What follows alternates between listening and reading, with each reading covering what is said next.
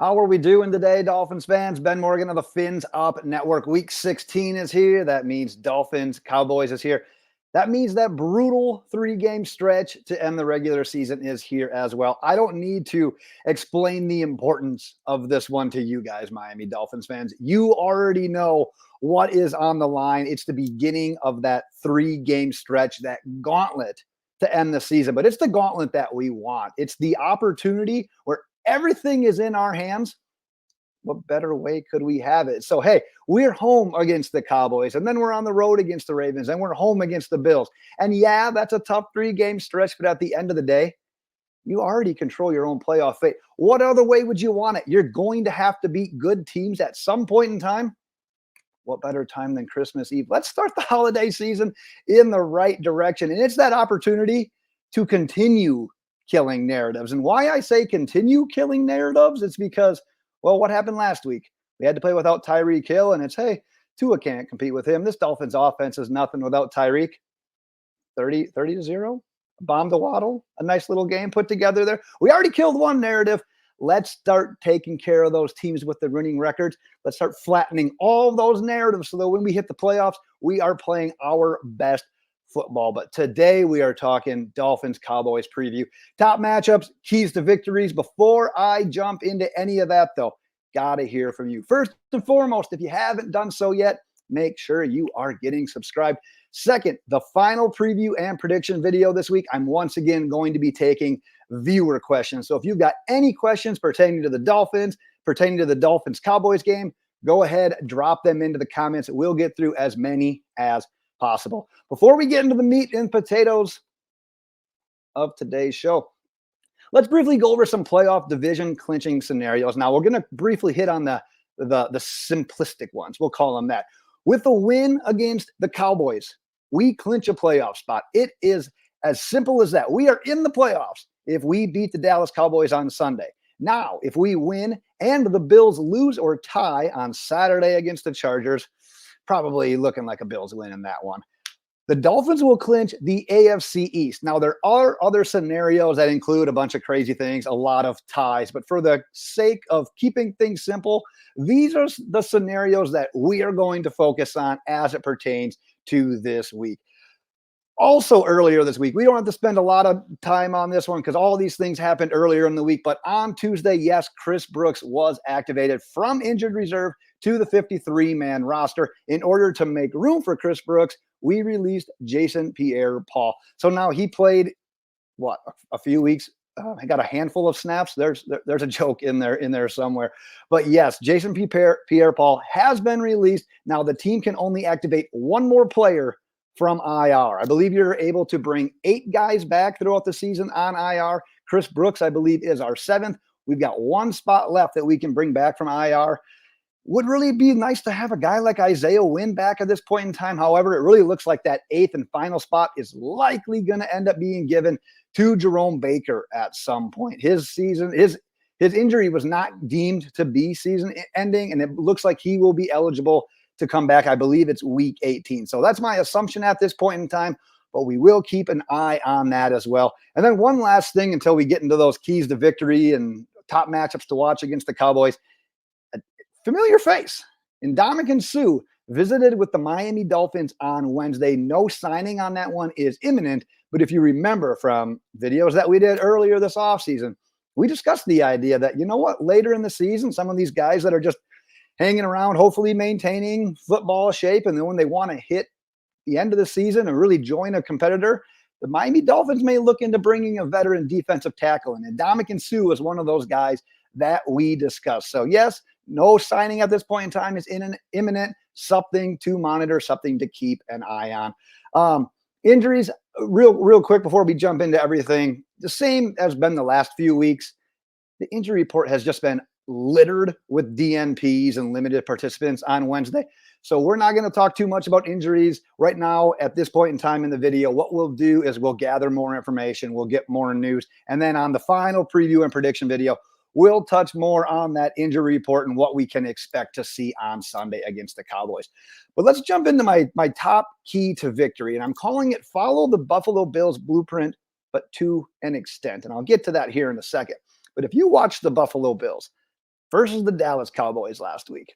The Bills went back like multiple decades and how they decided to game plan against the Dallas Cowboys. 49 carries for the Buffalo Bills. 49 carries. Yeah, what decade are we in? 266 yards, 3 rushing touchdowns. They put up 5.4 yards per carry. Here's where it gets crazy. Josh Allen, the guy that they rely on, likely more often than they should. They should actually rely on the ground game more. Josh Allen went 7 of 15. That's like old Bob Greasy numbers. 7 of 15, 94 yards and a touchdown. Now, if you look at the Cowboys statistics, even after allowing 266 yards last week, they're 19th in rushing yards allowed per game. They average about 117, whereas they're 4th in passing yards allowed against. That is where they get it done on defense. They only allow about 177 passing yards per game. But why I say to an extent is because just because the Cowboys rank pretty damn well against the pass and they do pretty good against the pass doesn't mean that we could or should stray away from trying to get our passing game going. We've previously faced the league's number 2 and 3 passing defenses. We fared just fine against them. Twice against the New York Jets, they ranked second. Tua goes for 220 plus. Both of those games had a very nice game last week without Tyreek Hill. Didn't even play most of the fourth quarter in that game. Could have went for even more. And then if you look against the Panthers, who ranked third, Tua goes for 262 and 2 touchdowns. Probably could have went a little bit further in that one as well, but I don't think he even needed to finish that game. But what we saw from the Miami Dolphins game plan last week, and granted that was obviously without Tyreek Hill, Tua was getting the ball out quick. He went 21 of 24, super effective, super efficient. But everything besides that bomb touchdown to 17 right there was basically between the line of scrimmage and about 15 yards probably downfield.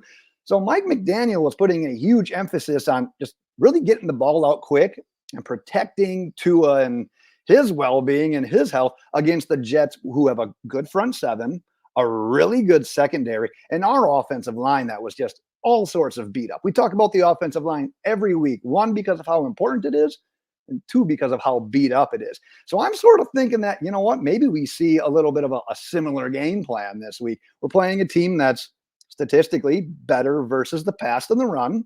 We're playing a team that has good edge rushers, which we'll talk about here in a second. They've got a good secondary. And quite honestly, we're not really any healthier on the offensive line. And quite honestly, that's why I want the bye more than anything. Home field advantage is great. That's all good and whatnot. I want the bye so that we can get healthier at every single position. So I'm looking for the Dolphins on Sunday to really set the tone, really try to get that run game established with Mostert and with Achane, who hopefully can be healthy enough to go as well. Talked about that edge rusher. I want to talk about my top matchup because it's Micah Parsons versus the Miami Dolphins offensive line. And the reason I call out this entire offensive line is because if you watch Micah Parsons, he's lining up against your left tackle. He's lining up against your right tackle. He's lining up in the A-gaps. They are putting him all over the place on defense on that line to create confusion and to get him into favorable matchups so that he can win and he can make plays. Because if there's a guy on this team that can wreck a game, it's Micah Parsons. Listen to these numbers. Through 14 games this year, 12 and a half sacks. Last year, he had 13 and a half. His rookie season, he had 13. It is incredible to get out to that kind of start to a career from an edge rusher. Years ago, I actually wrote an article about kind of how edge rushers enter the NFL, and you really don't really hit what you're going to be until like years 2, 3, and beyond. For a rookie and for a guy at this age to come in and have 12 and a half, 13 and a half, and 13 sacks, it's damn good. It is really damn good. This is a guy that scares me. He is a straight up menace. He's already a top edge rusher only in year 3 of his NFL career. So yeah, while he's really damn good, if there's one good thing that we've got going for us, it's that our coach, Mike McDaniel, offensive, that's his bread and butter. Absolutely. He has schemed very, very well against these elite edge rushers so far that we've seen this season.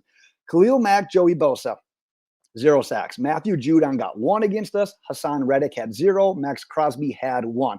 So yeah, that doesn't paint a complete picture. And yes, we've had some games where Tua's taken quite a few sacks, and the offensive line is by all means not flawless. Look at what we got.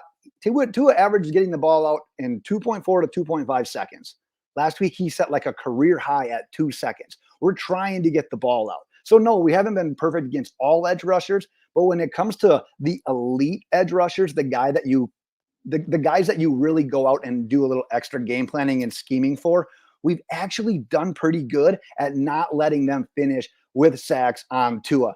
So, yeah, regardless of all that, though, you need to know where number 11 is going to be lined up. You got to protect Tua. You cannot let Micah Parsons change the game with a sack fumble or getting a pressure that leads to a rushed throw that leads to an interception against a pretty solid, strong secondary. They've been missing Trayvon Diggs for essentially the majority of the year, but that secondary has still been strong. So you cannot let number 11 ruin this game. That is what I've got. Like I said, though, I want to hear from you guys for that final preview and prediction video. Any questions that you may have, go ahead, drop them in the comments. We'll get to as many in that final preview and prediction video as possible. That is what I have got for today, Dolphins fans. And until next time, fins up.